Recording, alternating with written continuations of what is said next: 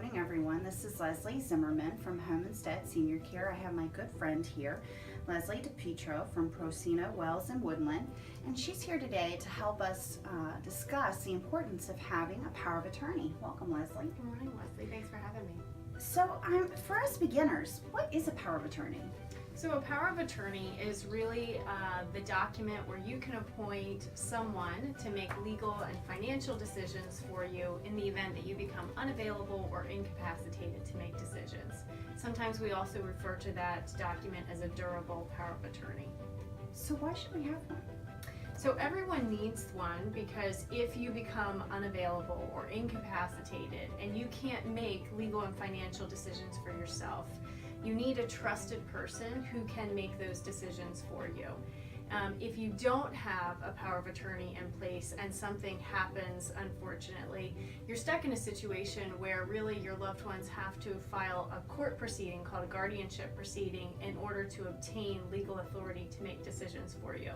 And anything involving the court can be cumbersome, it can be expensive, so it's much more effective to have that power of attorney document done in advance.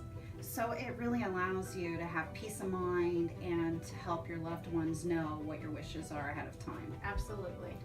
So in an age where everything can be easily accessed and downloaded online, including templates for legal documents, why should someone seek expert advice from legal counsel on power of attorneys?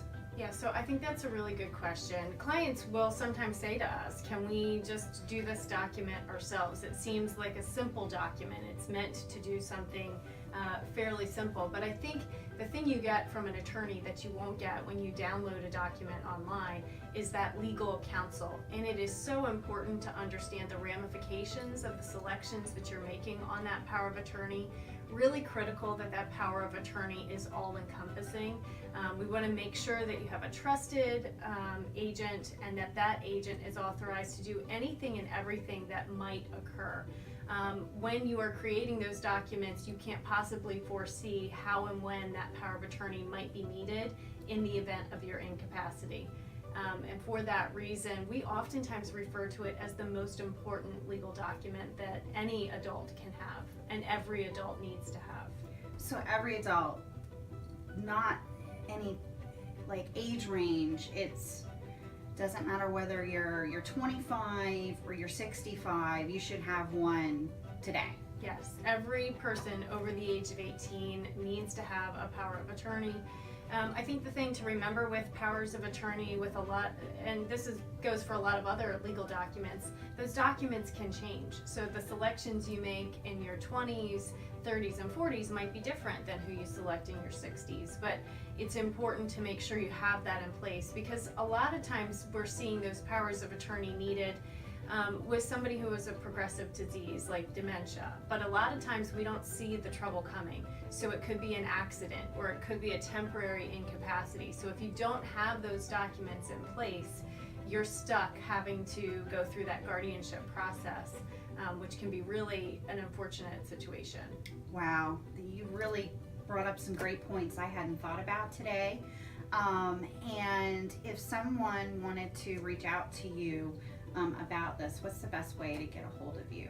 So they certainly can contact us in our Berlin, Seaford, or Lewis locations. The best way to get in touch with us is to hop on our website, pwwlaw.com. And so another question I have is, it sounds like the power of attorney handles financial and what other kind of decisions? Can you kind of narrow down specifically what it covers, just in maybe one or two bullets? Sure. So the power of attorney is strictly legal and financial based. If we become incapacitated, we also might need someone to make healthcare decisions for us. We actually separate those out into two separate documents. So the healthcare directive or advanced directive for healthcare is the document that would direct those medical decisions. So would you mind if we brought you back for maybe another episode with us about that topic, because I'm sure a lot of people would love to know more about that as well. Absolutely. Healthcare directives are really important documents too, so I'd love to talk more about those. Thank you so much for enlightening us today. I hope that you have found this helpful, and if we can help you find more resources as a caregiver, be sure to visit caregiverstress.com or pwwlaw.com. Thanks so much for joining us today.